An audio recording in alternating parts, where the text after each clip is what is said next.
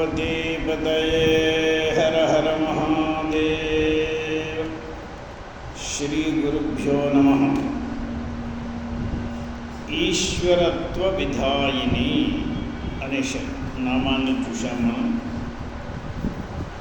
ఈశ్వరత్వాన్ని చేకూర్చేటువంటిది.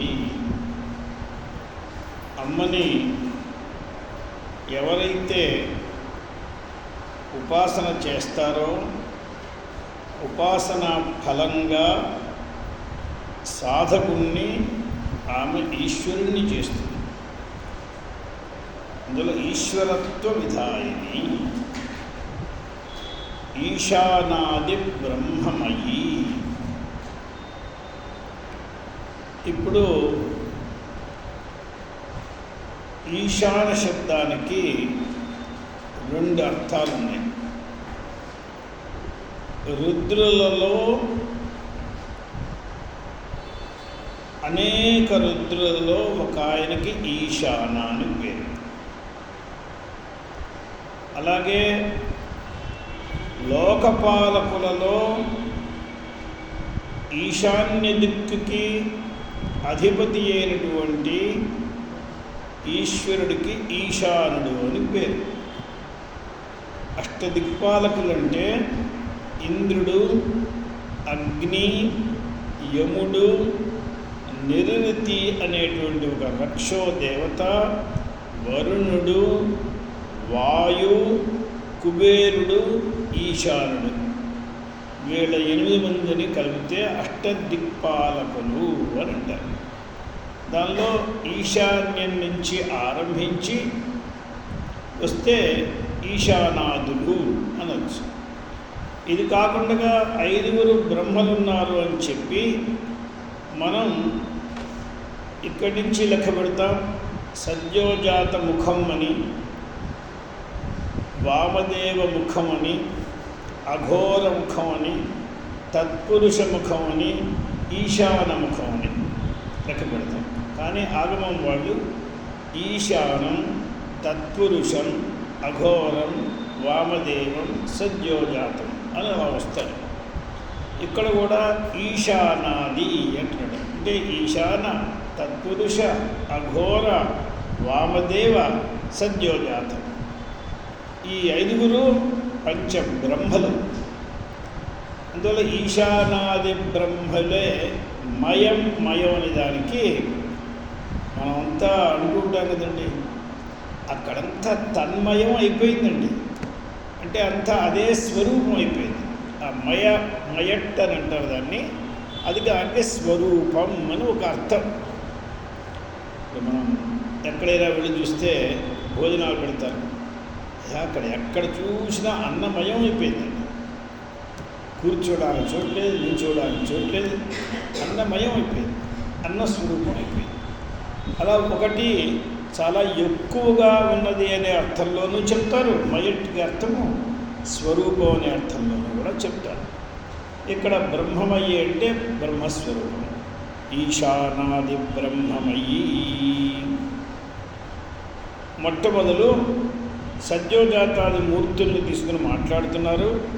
ఈశాన, తత్పురుష, అఘోర, వామదేవ, సద్యోజాతాఖ్యాని పంచబ్రహ్మాణి. వీరు 5 బ్రహ్మలు. వీళ్ళే స్వరూపంగా కలిగినటువంటిది. తాని మయం అంటే స్వరూపం. అస్యాహ ఈ అమ్మకు ఈ 5 బ్రహ్మలే స్వరూపం కాబట్టి ఈమెకు ఈశానాది బ్రహ్మమయ్యి అని పేరు. వీళ్ళే ఏం చేస్తూ ఉంటారంటే సృష్టి, స్థితి, తిరోధాన, అనుగ్రహ, నిగ్రహాలు చేస్తూ ఉంటారు. అంటే ఇవన్నీ కూడా ఆమె చేస్తూ ఉంటుంది.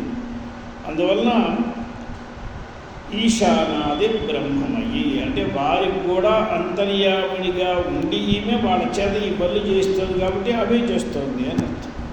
అథవా దిక్పాలకుడిని తీసుకుని వ్యాఖ్యానం చేసినా చేయవచ్చు.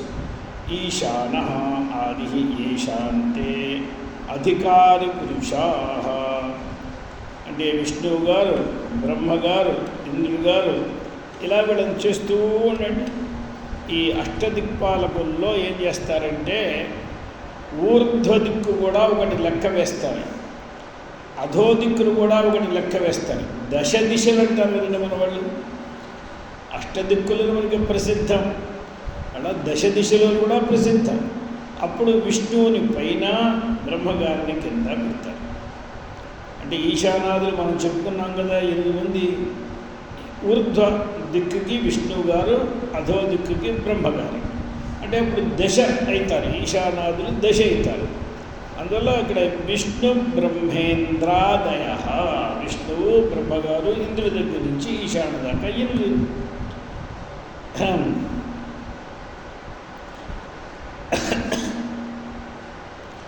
అంటే వీళ్ళందరికీ ఆమె అంతర్యాముడిగా ఉండి పనిచేయిస్తుంది. వాళ్ళకు అహం బుద్ధిని కలిగించి అంతర్యామి రూపేణ ఉండి బుద్ధిని ప్రేరణం చేస్తుంది. కాబట్టి అందువల్ల తేషామపి తత్తన్నామరూప విశిష్టానాం అహం బుద్ధిమతాం. మనకు కూడా ఎలాగైతే ఆ నామమందు, రూపమందు మనకి అహం బుద్ధి ఉన్నది. మనకేను ఒక స్వరూపం, కాళ్ళు, చేతులు, కళ్ళు, ముక్కులు అన్నీ ఒక స్వరూపం. మనకేను ఒక పేరు. ఈ పేరు, ఈ రూపము కలిగినప్పుడు మనకి దానిపైన అహం అనే బుద్ధి ఉంటుంది. దీనిలో ఈ రూపం మారుతూ ఉంటుంది. మారినప్పటికీ ఆ రూపం మీద అహం బుద్ధి కూడా ట్రాన్స్ఫర్ అవుతూనే ఉంటుంది. చిన్న పిల్లవాడికి దంతాలే లేవు. ఆ దంతాలు లేని శరీరం ముందు ఆ రూపం వేరు. ఆ రూపం మీద అహం బుద్ధి వాడికి ఉన్నది. కొద్ది రోజులు అయిన తర్వాత దంతాలు వచ్చినాయి, ఆ రూపం వేరు, దాని మీద వాడికి అహం బుద్ధి ఉన్నది. చిన్న పిల్లవాడు తల్లి ఒళ్ళో పడుకున్నవాడు ఎంతో అంతే ఇవాళ ఉన్నాడా ఏమిటి? 50 సంవత్సరాలు వచ్చిన తర్వాత ఇవాళ ఉన్న రూపం వేరు, సర్వథా దానికి దీనికి సంబంధం లేదు. కానీ అహం బుద్ధి మాత్రం దాన్ని వెంటడిస్తూనే ఉంది. అలాగే పేర్లు కూడా మారిపోతాయి. పేర్లు కూడా ఒక ఎగ్జాంపుల్ తీసుకుందాం. ఆడపిల్లలకి కొంతమంది వివాహమైంది వాళ్ళకి పేరు మారుస్తారు, కొంతమంది సినీ యాక్టర్లకి పేర్లు మారుస్తారు, కొంతమంది మగపిల్ల వాళ్ళకు కూడా ఎక్కడికైనా దత్తత తీసుకోవడానికి వెళ్తే వాళ్ళ తల్లిదండ్రులు ఆ దత్తత తీసుకున్న వాళ్ళు వేరే పేరు పెడతారు. ఆ పేరు పెట్టిన దగ్గర నుంచి వెంటనే ఆ పేరు మీద అహం బుద్ధి కలుగుతుంది. ఎవరైనా అక్కడ కూర్చుని రామయ్య అంత మంచివాడు కాదని అంటే నన్ను అంటున్నారా అని వాడికి వస్తుంది. నువ్వేనా రామయ్య అంటే ప్రపంచంలో అంటే వాడికి అహం తాదాత్మ్యం ఉంది. నామరూపాల మీద అహం బుద్ధి వచ్చేస్తుంది. ఇది ఎంత తేలిగ్గా వస్తుందో చూడండి. అహం బుద్ధి అనేది పరమాత్మ మీద రావాల్సింది రావట్లేదు. అక్కర్లేని చోట వద్దంటే వచ్చేస్తుంది, అక్కర్లేని చోట క్షణంలో వస్తుంది. ఇప్పుడు ఏ పిల్లకైనా అలాగే మనకి శరీర రూపం మారడం అంటే యజ్ఞోపవీత సంస్కారం అయ్యేంత వరకు వాడి వీళ్ళు యజ్ఞోపవీతం లేదు, ఉపనయన సంస్కారం అంతే. ఆ ఉపనయన రహితంగానే నేను అనుకుంటున్నాడు.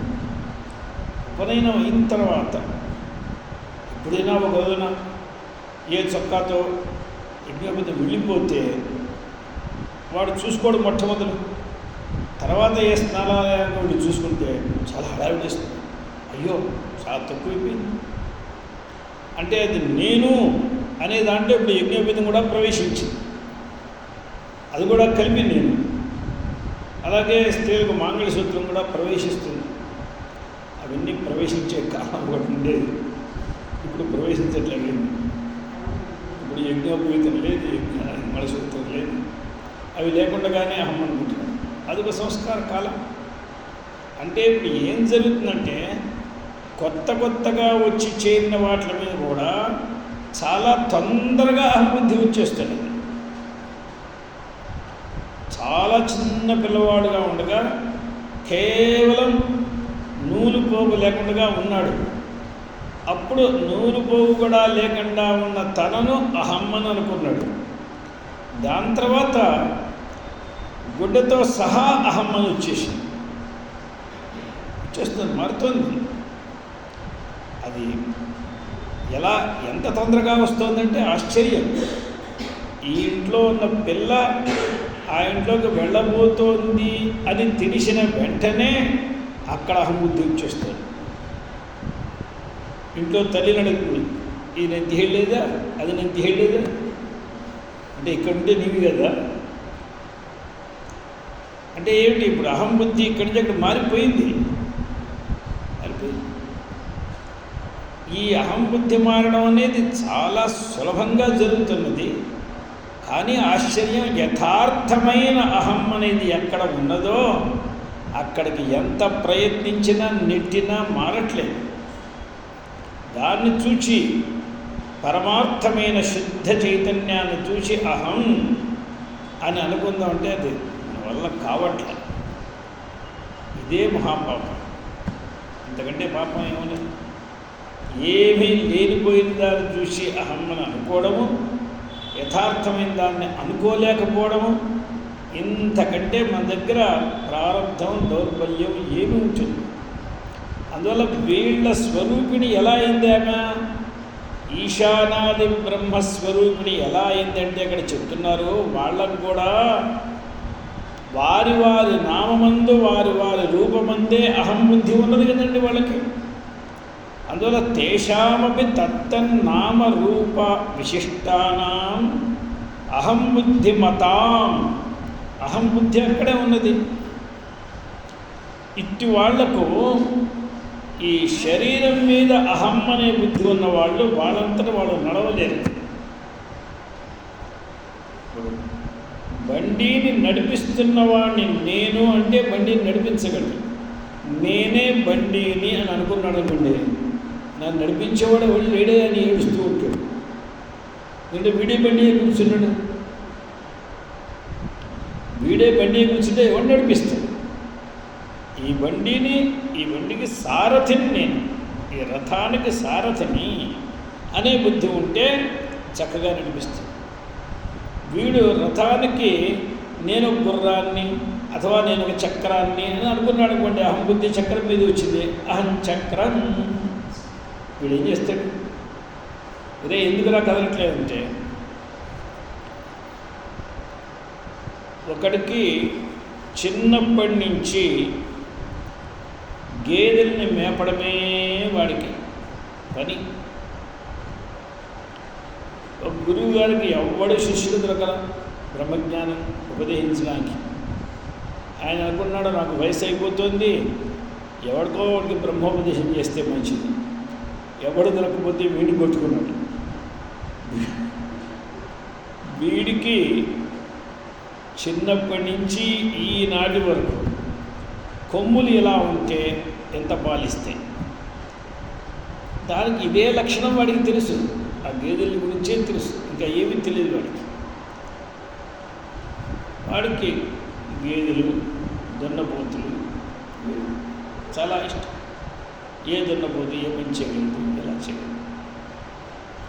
ఈయన ఏదో చెప్పి చూశాడు, మాయా అవిద్య జీవుడు, ఏమీ అర్థం కావట్లేదు. సరే ఆయన చెప్పాడు, నీకు ఈసారి ఏం తెలుసు అన్నాడు. నాకు గేదె గురించి తెలుసు, దున్నపోతుల గురించి తెలుసు, దాని గురించి ఏమి తెలియదు. సరే పని చేయి, నువ్వు నేను దున్నపోతుని అనుకో. సరే నేను దున్నపోతుని, మరి ఇది దున్నపోతే అయితే నాకు ఒక చోట నన్ను కట్టేయాలి. సరే ఒక గదిలో తీయాలి, కట్టేసి ప్రతిరోజు గడ్డి వేయాలి, తౌడు పెట్టాలి, వేస్తున్నాడు. ఇప్పుడు కొద్ది రోజులు వాడు దున్నపోతు అనుకుని నిజంగా వాడు దున్నపోతు అయిపోయినాడు. అంటే వాడికి అహం బుద్ధి వచ్చింది. ఇప్పుడు శరీరం మనం, శరీరం కానీ మనం శరీరాన్ని అహం అని అనుకోలేదా? అలాగే దున్నపోతు కానివాడు వాడు దున్నపోతుని అహం అని అనుకున్నాడు. అయితే దీంట్లో ఆశ్చర్యం ఉంది. వాడు నేను దున్నపోతుని. ఒక రోజున గురువు గారు వెళ్ళి వాడికి మెళ్ళో తాడు విప్పి ఆ తర్వాత తీసి బయటికి రావాలి. వాడు 2 అడుగులు వేసి, ఏమండి కొమ్ములు అడ్డుపడుతున్నాయండి, ఈ దర్వాజా నుంచి రాలేకపోతున్నాను అంటే, ఇప్పుడు వాడికి అహం బుద్ధి అనేది దున్నపోతు మీద సరిగ్గా వచ్చింది. నాటకం చేయట్లో వాడి కొమ్ములు లేవు సరే, కానీ ఇప్పుడు వాడి కొమ్ములు అడ్డు వచ్చినాయి. ఎందుకంటే కొమ్ములు ఉన్నాయని బుద్ధి వచ్చేసింది వాడికి. కొమ్ములు ఉన్నాయి, కొమ్ములు అడ్డం వస్తుంది. అప్పుడు ఏమన్నాడంటే, నీవు పని చెయ్యి, నీవు అనుకున్నటువంటి దున్నపోతు ఒక రోజు పోయింది. దాన్ని చర్మం తీసుకునేవాళ్ళు మొత్తం చర్మనాన్ని తీసేసుకున్నాడు. మాంసం తీసుకునేటువంటి పశుపక్షులు మాంసాన్ని తీసేసుకున్నాయి. కొమ్ముల్ని తీసుకునేవాళ్ళు కొమ్ముల్ని తీసుకున్నారు, గిట్టలు తీసుకునేవాడు గిట్టలు తీసుకున్నారు. ఇప్పుడు ఏం మిగిలింది? అవన్నీ పోయినాయా? పోయినాయి. ఏం మిగిలింది? ఏమండి, ఆ దున్నపోతులో తినాలి అనేటువంటి ఆశను పుట్టించేవారు, దానికి తినాలి అని బుద్ధిని ఇప్పించేవారు ఆడెవడో ఒకడు ఉన్నాడు. వాడిని ఎవరు ఏ పశుపక్షి తీయలేదే. వాడిని ఈ చర్మకారులు తీసుకెళ్ళలేదే. ఎందుకంటే అది చర్మ కాదు, అది మాంసం కాదు, అది రక్తం కాదు, అది అస్థులు కావు. మరి దాన్ని ఎవరు తెలియలేదు. అది ఎలాగే ఉండిపోయిందంటే అన్నీ పోయినాయంటే అది మాత్రం ఉండిపోయింది. అయితే కొంచెం ఇప్పుడు దాన్ని నేను అహం అని అనుకోను. ఏదైతే ఎవ్వరూ తీయడానికి వీల్లేకుండా ఉందో దాన్ని అహం అనుకో. మళ్ళా కొద్ది రోజులు చూసి దాన్నే అహం అని ఆరంభించి, మొత్తం గేదె పోయిన తర్వాత గేదెలో పార్ట్లన్నీ ఎవడికి వాడు తేలిపోయిన తర్వాత, తేలడానికి వీలేని తేలుతారు, తేలడానికి వీల్లేని దాన్ని ఏం తేలుతారు? అప్పుడు వీలేని తేలిపోయిన తర్వాత ఏది నశించడానికి వీల్లేదో, దేన్ని గ్రహించడానికి వీల్లేదో అది నేను. నువ్వెవర్రా అని అడిగాడు. అప్పుడు నేను శుద్ధ చైతన్యోహమస్మి, వీధిలో ప్రేరకుడుగా ఎవరైతే ఉన్నాడో ఆ చైతన్యమే. అప్పుడు ఆ శుద్ధ చైతన్యానికి లక్షణం ఉందా చెప్తే అదే బ్రహ్మ. ఏమిటి ఇప్పుడు నా లక్షణాలే చెప్తున్నారు ఎవరు? నిజమేరా, నీ లక్షణాలే చెప్తున్నారు, నీ లక్షణాలే వేదాంతం చెప్తున్నది. నువ్వు ఎవరు? పరమాత్మ ఎవరంటే నువ్వెవరనే అర్థం. ఆ పరమాత్మని ఎవరు అనే కదా మొత్తం వేదాంతం చెప్పేది. నువ్వెవరైనా చెప్తున్నా. అయితే ఇంత తేలిగ్గా ఉంటే దీని గురించి మీరేదో చాలా కష్టపడ్డారు ఏమిటండి? నాకు తెలియ కష్టపడ్డారు. ఏం చెప్తాడు అంటే, ఏ విషయమందైనా మనం శ్రద్ధ పట్టినట్లయితే ఆత్మజ్ఞానం తేలిగ్గా వచ్చేస్తుంది. కో నముచ్యేత బంధనాత్, ఎవరండి బంధం నుండి ముక్తి చెందలేదు? చాలా తేలిగ్గా చెందచ్చు ముక్తి. కానీ దాని మీద తదేక దృష్టి పడాలి. ఇక్కడ ఉండేటువంటి పనులను విడిచేయాలి. నాకు ఇది కర్తవ్యం ఉన్నది, నేను ఇంత సమయం వరకు ఇక్కడ వెచ్చించగలను, దాని తర్వాత నాకు నెక్స్ట్ ప్రోగ్రామ్ ఇది ఇది అడ్డు వస్తుంది. వాడి తదేక నిష్టకు అడ్డు వచ్చేదల్లా నెక్స్ట్ అంటూ ఏమీ లేదు. నాకు ఇదే ఒక కార్యం అనుకున్నవాడికి ఇంకా నెక్స్టే ఉంది. అప్పుడు వాడికి ఈ స్వరూపం పూర్తిగా తెలిసిపోతుంది. అందువల్ల అహం బుద్ధిమతాం అంతర్యామిత్వేన బుద్ధి ప్రేరక. ఆ బుద్ధిని కూడా ప్రేరేపించే వాళ్ళు ఎవరు?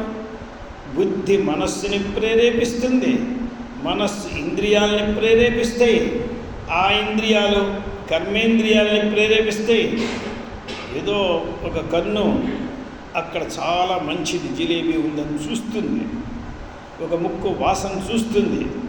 చూసిన వెంటనే ఈ చేతితో చెప్పిన విడిచి పట్టురా, అద్దె వచ్చినట్లు వెయ్యి చెప్తే వీళ్ళు చేస్తారు.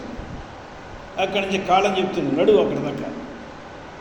అందులో మొట్టమొదలు బుద్ధి మనస్సు. ఒక పెద్ద మేనేజర్ ఏం చేస్తాడో బెల్ నొక్కుతాడు, రకంగానే ఎవడో ఒక పెద్ద ఆఫీసర్ ఇస్తాడు, వాడు వచ్చి వాడు ఇంకోటికి ఆర్డర్ ఇస్తాడు, వాడు వచ్చి వాడికి ఆర్డర్ ఇస్తాడు, వాడు చివరికి ఒక ప్యూన్కి చెప్తాడు, వాడు వెళ్ళి అక్కడి నుంచో కాపీలు కొట్టుకొస్తాడు. ఇది కదా జరిగే కార్యక్రమం. ఇప్పుడు ఈ బుద్ధికి కూడా ప్రేరకుడు కూడా ఉన్నాడు.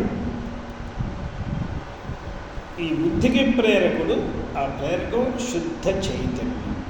అది ఎలా ప్రేరకం అంటే తాను చెప్పి చేయించదు, తనని చూస్తేనే ఇది తన పని తను చేయడం ఆరంభిస్తుంది. సన్నిధాన మాత్రంతో ప్రేరకం. అది కర్రలు పట్టుకుని వీడి చెవి పట్టుకుని వీడిని తాడు వేసి లాగి అవేం చేయదు. కేవలం అక్కడ ఉన్నంత మాత్రంతో ఆయా పనులు జరిగిపోతూ ఉంటాయి. ఇప్పుడు మనందరికీ తెల్లవారే వేళకి భయపడి ముందు లేచేవాళ్ళు కొంతమంది, ఆ భయాన్ని వదిలేసి ఆయనతో సహా లేచేవాళ్ళు కొంతమంది, ఆయన వచ్చి ఒక బారెడు బొద్దెక్కిన తర్వాత లేచేవాళ్ళు కొంతమంది. మొత్తం ఎప్పుడైనా లేవక తప్పదు కదా. ఇప్పుడు సూర్యుడు వచ్చి వీళ్ళని ఏమన్నా లేపుతున్నాడా? సూర్య సన్నిధానం ఉంటే వీళ్ళు లేస్తున్నారు. సూర్యుని సన్నిధానం చాలు. అలాగే రాత్రి వచ్చి మన్నేమి జోలపాటలు పాడి మన్ని జోగొట్టి నిద్రపోనివచ్చట్ల. ఆ కాలం వస్తే మొత్తం సకల ప్రాణులు మొత్తం రాత్రి అంతా నిశ్శబ్దంగా అయిపోతుంది. ఇది సన్నిధి మాత్రంతో, రాత్రి సన్నిధి మాత్రంతో నిశ్శబ్దం, పగటి సన్నిధి మాత్రంతో ప్రవృత్తి. అది ఏమీ నువ్వు చేయకపోతే అది అట్లా ఏం లేదు, చేసేస్తుంది. అలాగే ఇక్కడ బుద్ధి ప్రేరకులు ఎవరని వాక్యంలో చెప్తున్నారు చూడండి. బుద్ధి ప్రేరక సచ్చిదానంద స్వరూప పరబ్రహ్మానంద ప్రకాశాత్మన. ఇదండి సచ్చిదానంద స్వరూపమైనటువంటి పరబ్రహ్మ.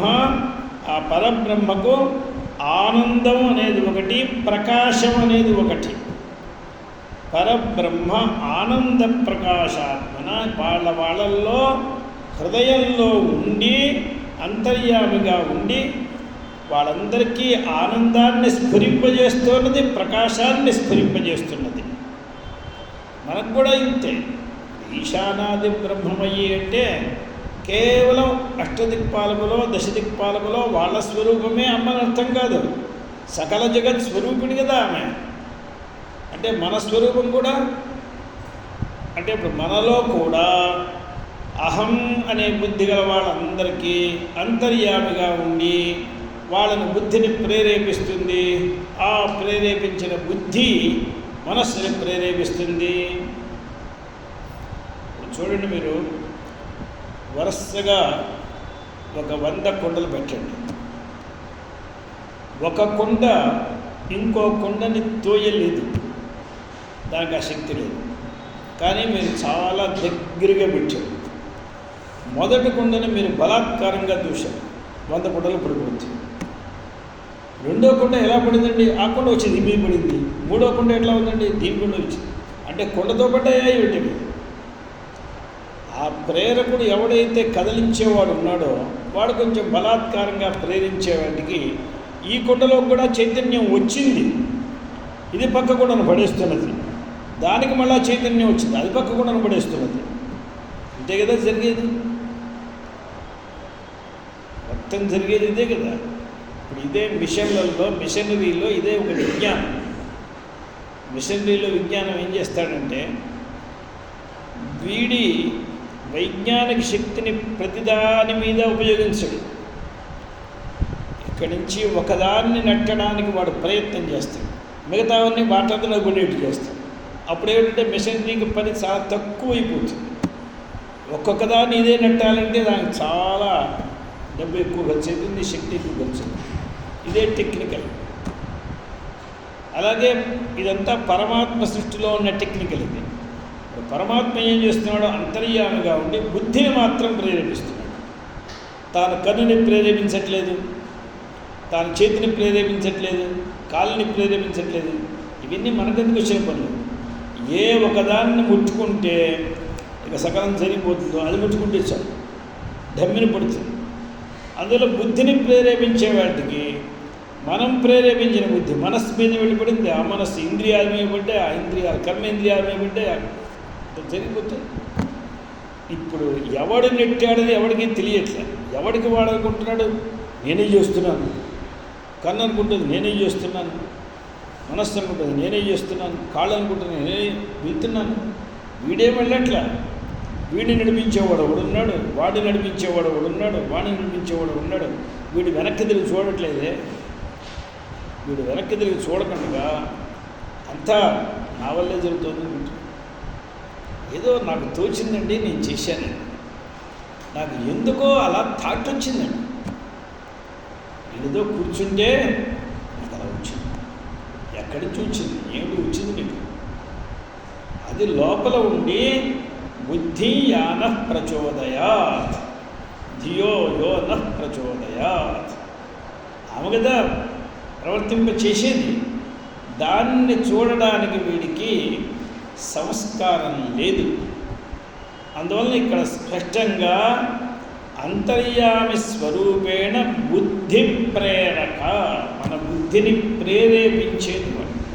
మనకేదో మంచి పని చేయాలని తోస్తున్నది, ఒక్కొక్కసారి చెడు పని చేయాలని తోస్తున్నది.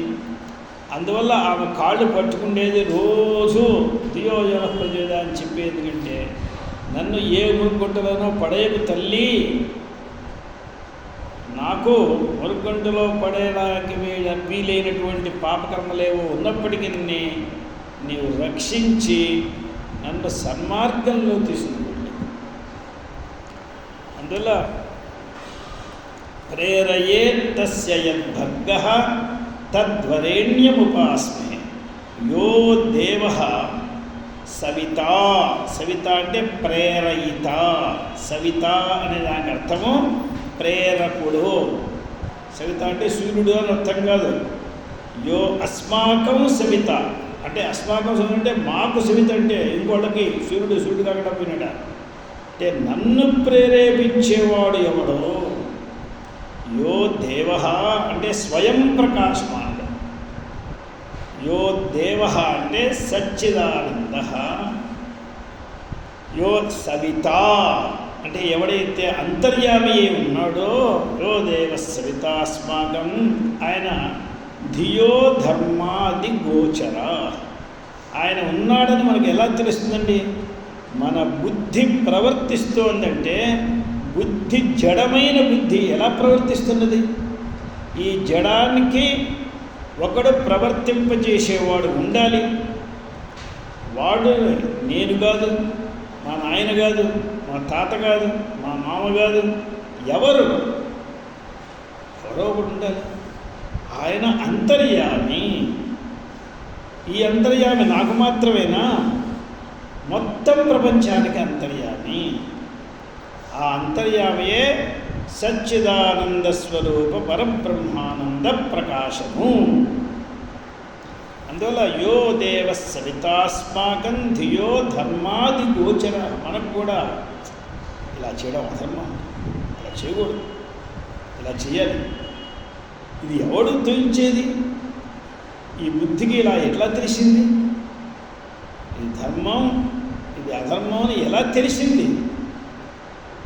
ధియో ధర్మాది గోచర. దీనిలో ఒక ఆశ్చర్యమైన విషయం చెప్పారు. మనిషి పని చేసేటప్పుడు, కర్మ చేసేటప్పుడు సంస్కార బలంతో చేసేస్తాడు. కానీ వాక్కుతో మాట్లాడేటప్పుడు ఏ దుస్సంస్కారంతో దుష్టకర్మ చేశాడో దానిని నోటితో చేస్తే ఏమిటి, దొంగతనం చేశాడు, ఏడు దొంగతనం చేస్తే ఏమిటి అని అంత త్వరగా అనలేడు.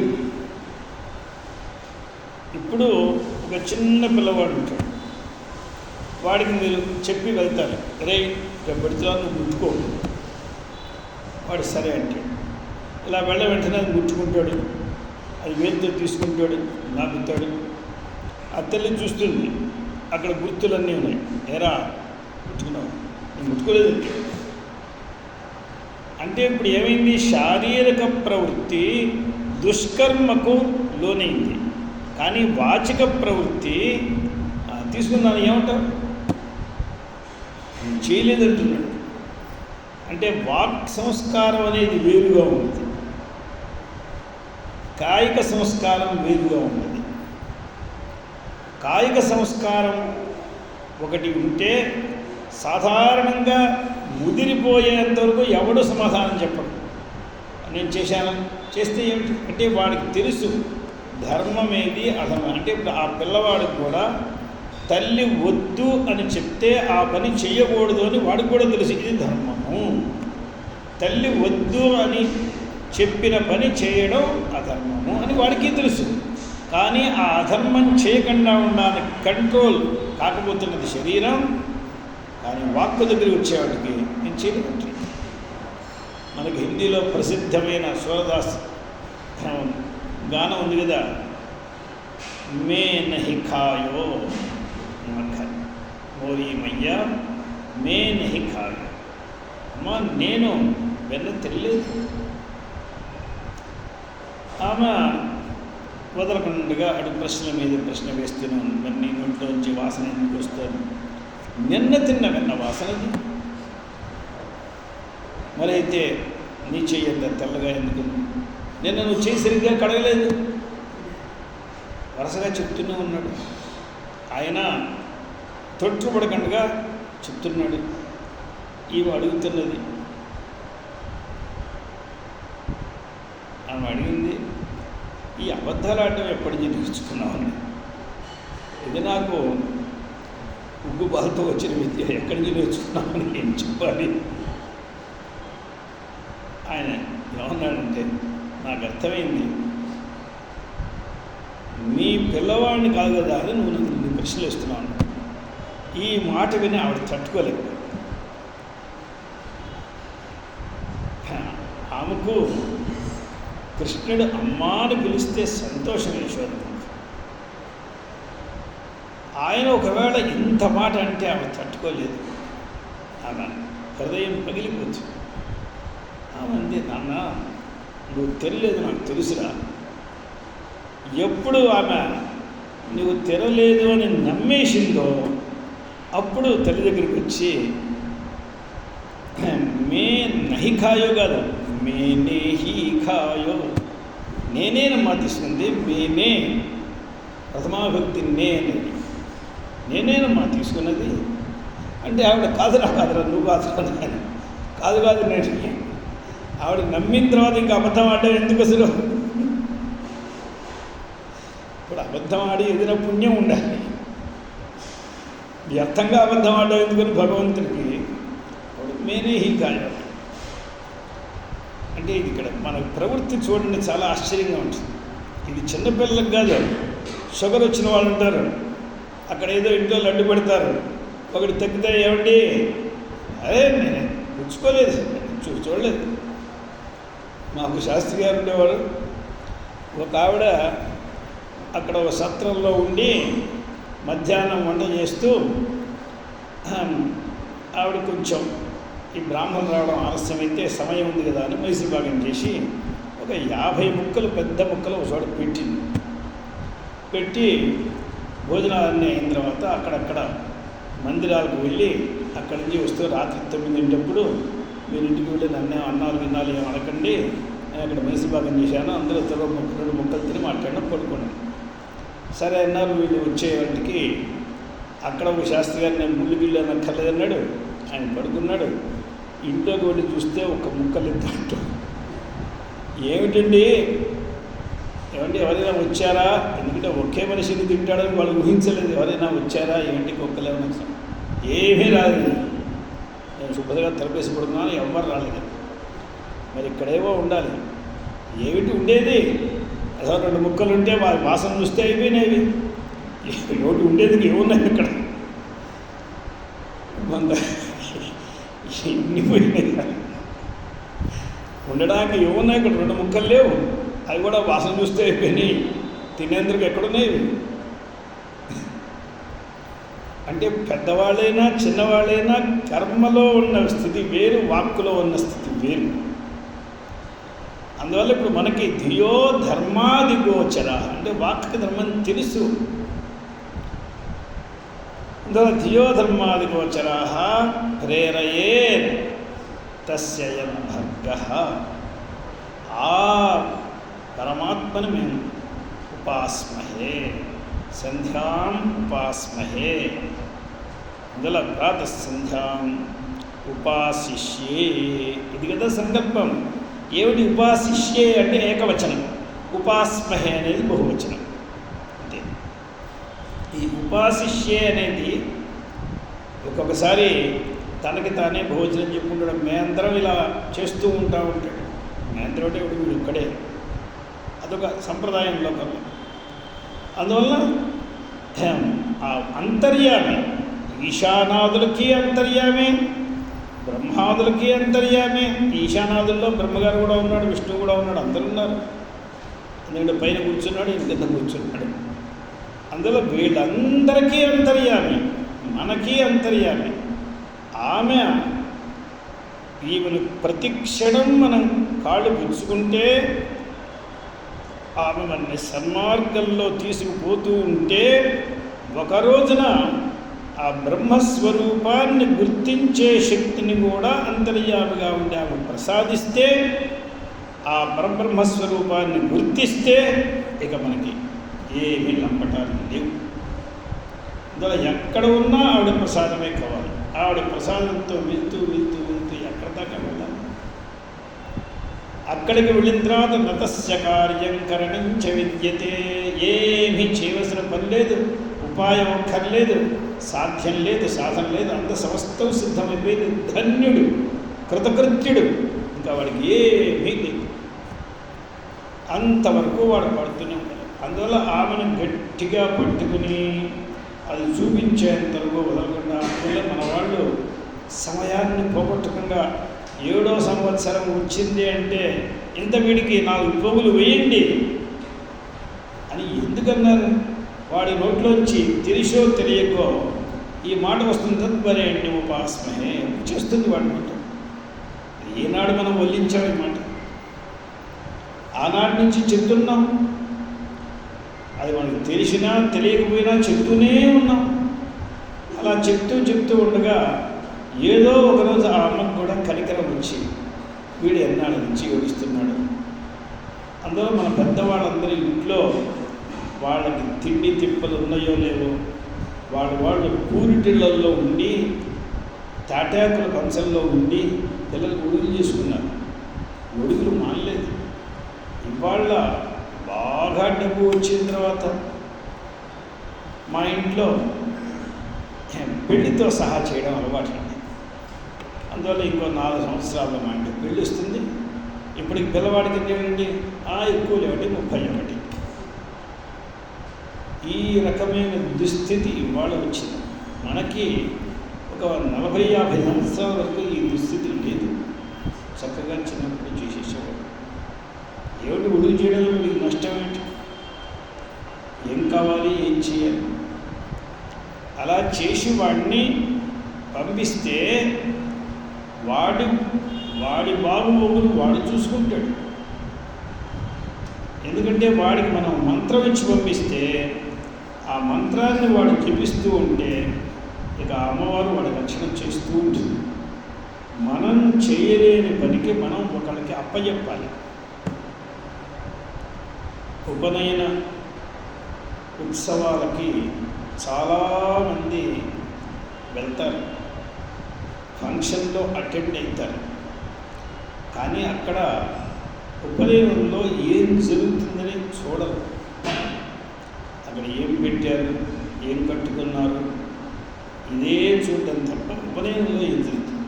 అక్కడ ఏం చేస్తారు, ఆ పిల్లవాడి చెయ్యి పట్టుకుని ఒక్కొక్క దేవత పేరు చెప్పి నేను ఈయనకి ఇచ్చేస్తున్నాను అని చేయి వదిలేస్తాను. మళ్ళా చేయి పట్టుకుని మళ్ళీ వదిలేస్తాను, మళ్ళా చేయి పట్టుకుని మళ్ళీ వదిలేస్తాను. అగ్నయే త్వా పరిదదామి, సోమాయ త్వా పరిదదామి, సవిత్రే త్వా పరిదదామి. ఇలా వరుసగా దేవతలందరి పేరు చెప్పి నాన్న నేను నీకు అప్పచెప్పేస్తాను, చేయి పట్టుకుని వాడి చేతులు పెట్టేస్తాను. ఇది ఒక ఉత్తరైర్దేవతాభ్య పరీదాయ. వీళ్ళందరికీ దేవతలందరికీ అప్పచెప్పేస్తారు. అంటే ఇప్పుడు ఏదో చిన్న పిల్లవాడుగా పాలు తాగేప్పుడు తల్లి ఊళ్ళో కూర్చున్నాడు, కొద్దిగా బుద్ధిమంతనంగా పలకా బలపం పట్టుకుని నేర్చుకునే రోజున తండ్రి ఊళ్ళో కూర్చున్నాడు. ఇప్పుడు మనం బ్రహ్మ విద్యను ఎక్కడ నేర్పగలం? నేర్పవలసింది బ్రహ్మ విద్య. వాడు పుట్టింది బ్రహ్మజ్ఞానం కొరకు, అది మన వల్ల కాదు. అందువల్ల దేవతలకు అప్పచెప్పవే. ఈ పారమార్థిక దృష్టి మన వాళ్ళకి ఉండేది. ఇప్పుడు ఇవాళ ఎక్కడైనా ఒకళ్ళకి చెవులకు పోగులు ఉన్నాయంటే అది వాళ్ళ బుద్ధితో వాళ్ళు కుట్టించుకున్నవే. ఆ రోజున నాయనమ్మలో తాతయ్యలో అమ్మమ్మలో ఎవరో కర్ర పట్టుకుని నించుంటే కుట్టించినవే కదండి అవన్నీ. ఇవాళ వాడంతా వాడు ఎవడు కుట్టుకున్నాడు? అయితే బిల్డింగ్గా బెల్లం కుట్టిస్తుందా ఏంటి? ఎవడు కుట్టించాడు? వాళ్ళు పెద్దవాళ్ళు చేసి వీళ్ళు సంస్కారవంతులు చేయాలని వాళ్ళకి ఎంత పరితాపం. ఈనాడు ఆ పరితాపాలు పోయినాయి. పరితాపాలు పోయి వీడు ఏమంటాడంటే వాడు నా మాట వింటాడు. వాడు నా మాట వింటని తెలిసిన తర్వాత నీ మొత్తం సర్వస్వాన్ని వాళ్ళకి ధారపోసే పని ఏమి నీకు? నీ మాట వింటుంది నువ్వు చెప్తున్నావు కదా. అంటే ఇది బయటికి నాటకం వేస్తున్నాడు. నా మాట వింటుంది, ఇది నాటకం, ఇది నిజం కాదు. ఒకవేళ నిజంగా వాళ్ళు నా మాట వినకపోతే వాళ్ళకి నీకు సంబంధం లేదనుకో. అలా ఎందుకు అనుకుంటాడు? మాట వినకపోయినా వాడు నవ్వాడు. అంటే వీడికే దాని మీద సరైనటువంటి ఇష్టం లేదు. సరైనటువంటి ఇష్టం వీడికే లేదు సార్. కానీ వీడిని ఎలా పెంచారో అనే విషయం వీడే మర్చిపోయినాడు. అలా చేస్తాడు. అందువల్ల ఇక్కడ మా మాటలో చాలా స్వారస్యమైన విషయం, తేషామపి తత్తన్నామ రూప విశిష్టానామహం బుద్ధిమతాం. ఆయా నామ రూపముల కలవారికి, అహం బుద్ధి గలవారికి అంతర్యామిగా ఉండి బుద్ధిని ప్రేరేపించేదిగా ఉండే తల్లి ఎటువంటి స్వరూపం? సచ్చిదానంద రూప పరబ్రహ్మ ఆనంద ప్రకాశ స్వరూపమే. తదాత్మనా స్ఫురతి, ఆ రూపంగా స్ఫురిస్తుంది. కాబట్టి ఈ అమ్మవారికి పేరు ఈశానాది బ్రహ్మమయీ. ఓం ఈశానాది బ్రహ్మమయ్యై నమః. చాలా నామాల్లో అథవా అథవా అథవా అని చెప్పి చాలా అర్థాలు చెప్తారు కదండి. ఇప్పుడు పైన వచ్చే నామంలో ఈషిత్వాద్యష్ట సిద్ధిదా అనే నామంలో అథవా ఏమీ చెప్పలేదు, ఒకే ఒక అర్థం చెప్పారు. అంటే మనం ఈ త్రిశతిని పట్టుకుని ఏం చేయాలంటే, ఎన్ని నామాలకి ఒకే అర్థం ఉంది, ఎన్ని నామాలకి 2 ఉన్నాయి, ఎన్ని నామాలకి 3 ఉన్నాయి, ఎన్ని నామాలకి 4 ఉన్నాయి, ఇదంతా ఒక టేబుల్ వేసుకోవాలి. ఆ టేబుల్ వేసుకునేటప్పుడు ఈ అర్థముల్ని అధికారి భేదైన చెప్తున్నాడా అంటే, చాలా పెద్ద గొప్ప అధికారులకు ఒక అర్థము, మధ్యమాధికారులకు ఒక అర్థము, అధమాధికారులకు అర్థము అని అధికారి భేదైన చెప్తున్నాడా, లేకపోతే ప్రకారాంతరంతో అర్థాలు చెప్తున్నారా? మరి అది కూడా ఒక లిస్టు వేసుకోవాలి. ఇలా 300 నామాలకి లిస్టు వేసుకుంటే అప్పుడు మనకి బుద్ధి వికసిస్తుంది. నేను ఇప్పుడు ఒక పని చేస్తున్నాను, ఆ పని పూర్తి అయిన తర్వాత మీ అందరికి కూడా నేను ఇస్తాను. ఈ త్రిశతిలో ఉన్న నామాలకి లలితా సహస్రంలో ఉన్న నామాలకి ఎక్కడెక్కడ సంబంధం ఉన్నదని చేస్తున్నాను. నేను ఈ మాట మీకు ముందు ఎందుకు చెప్పారంటే, నన్ను ముందు మీరు కూడా చేస్తే సరే ముందు ఎవరో చూసుకుందాం, అది మంచిదే. అందువల్ల లలితా సహస్రనామాన్ని త్రిశతిని కంపారిజన్ చేసి చూద్దాం. ఇక్కడ వచ్చిన పదాలు అక్కడ వచ్చిన పదాలు ఎక్కడ కలిసినాయి ఒక కంపారిటివ్ స్టడీ చేస్తే అక్కడ ఏమర్థం చెప్పారు, ఇక్కడ ఏమర్థం చెప్పారు. మనం చూడండి, కళ్యాణి జగతి కంద కరుణ రససాగర కళావతి కళాలాప కాంత కాదంబరి ప్రియ అని మనకి శాస్త్రనామంలో ఉంది. కకాల రూప కళ్యాణి కళ్యాణ గుణశాలిని అని ఇక్కడ కళ్యాణి ఉంది, 2 చోట్ల కళ్యాణి అని ఉంది. ఇక్కడ ఆచార్యులు వారు చెప్పిన అర్థమే అక్కడ కూడా చెప్పారా, లేకపోతే అక్కడ అర్థానికి ఇక్కడ అర్థానికి ఉన్న తేడా ఏమిటి, ఇది కూడా మనం ఒకసారి చూడాలి. ఎందుకంటే ఆచార్యులు వారు చేసిన చాలా కాలానికి లలితా సహస్రనామానికి భాష్యం భాస్కర్ రాయలు చేశారు. ఒకవేళ ఆయన కావాలనుకుంటే శంకరాచార్యులు వారు చెప్పిన దాన్ని కాపీ కొట్టి ఉండొచ్చు. ఆయన ఏదైనా కొత్తగా చేశారంటే ఏమిటి అక్కడికి ఇక్కడికి కొత్త ఏమిటి, ఆయన ఏ దృష్టిలో వెళ్తున్నాడు, ఈయన ఏ దృష్టిలో వెళ్తున్నారని చూడవచ్చు.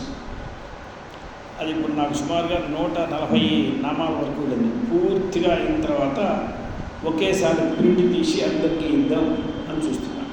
చూస్తే అప్పుడు దీంట్లో మీరు ఇది మర్చిపోయినారు, ఇది కూడా రాయాలంటే మనం తీసుకోవాలి. ఎందుకంటే చూసేటప్పుడు ఎక్కడో ఏదో దృష్టి అభివృద్ధి పోతుంది కదా. ఇంకా ఏమన్నా 4 నామాలు ఉంటే తీసుకున్నాం, అది 300 నామాలని పూర్తిగా చూడాలి. చూసి వాటిని ఇక్కడ నెంబర్ వేయాలి, అక్కడ నెంబర్ వేయాలి. అప్పుడే కదా మనం వెంటనే తెలుసుకుని అప్పుడు మనం దాన్ని రీసెర్చ్ చేయాలి. ఇలా దీనిలోనే ఈ నామాల్లోనే ఎన్ని విశేషాలు ఉన్నాయి. అలాగే ఒకే అర్థాన్ని చెప్పే నామాలు కూడా చాలా ఉన్నాయి. అర్థం ఒకటే, శబ్దాలు విడిగా ఉంటాయి. అది కూడా మనం దీంట్లో ఒకసారి చూడవచ్చు. ఒకే అర్థాన్ని చెప్తూ నామాలు వచ్చినాయి. అలాగే ఆచార్యుల వారు ఒకే అర్థం చెప్పినా కూడా అక్కడ కొన్ని విశేషమైన విచారాలు, ఇక్కడ కొన్ని విశేషమైన విచారాలు చేస్తారు. ఏ నామంలో ఏ విచారం చేశాడు మనం నిన్న చదువుకున్నాము. కర్మలు ఫలాన్ని ఇవ్వడమునకు సమర్థము కావు, ఈశ్వరుడే ఫలప్రదాత అనే విషయాన్ని ఒక చోట వారు స్పష్టంగా నిరూపించారు. అది ఈ నామంలో నిరూపించారు. మళ్ళా కావాలంటే ఇంకో నామంలో నిరూపిస్తూ అక్కడ వేరే ప్రకారంగా నిరూపించి అక్కడ వాదాన్ని విడిగా నిరూపిస్తారు. ఇదంతా కూడా చూడాలి, దాన్ని బట్టి చూడాలి. అలాగే గీతల్లో కూడా, భగవద్గీతల్లో కర్మ నుండి ముక్తి రాదు, కర్మ జ్ఞానము కలవు, ఈ విషయాన్ని సుమారుగా 10 చోట్ల చెప్పారు. 10 చోట్ల ఒకే రకంగా చెప్పాల, అక్కడక్కడ చెప్పే విషయాలు వేరు. మనం ఒకే విషయాన్ని మనం 10 సార్లు కూడా చెప్తాం. ఎక్కడైనా చెప్తే ఇక్కడ చెప్పే విధానం వేరుగా ఉంటుంది, అక్కడ చెప్పే విధానం వేరుగా ఉంటుంది, అలా చెప్తాం. దీన్ని మనం మొత్తం గీతల్లో చూసుకొని జ్ఞానకర్మ సముచ్చయాన్ని నిరాకరణ ఎన్ని చోట్ల ఎలా చేశారు, కర్మలకు మోక్ష సాధనత్వం లేదు అని ఎన్ని చోట్ల ఎన్నిసార్లు చెప్పారు. అలాగే కర్మకు లేనట్లుగానే ఉపాసనకు కూడా లేదు, భక్తికి కూడా లేదు, జ్ఞానంతోనే కర్మని ఇక్కడ చెప్పారు. ఆ జ్ఞానం అనేది గృహస్థికి సిద్ధించదా అని మళ్ళీ ఒక విచారం. దానిలో గీతల్లో అది సన్యాసి వాడికి, గృహస్థులైన వాడికి సిద్ధించడు, వాడికి చాలా ప్రతిబంధంగా ఉన్నాయి బీజుకుంటూ వచ్చారు.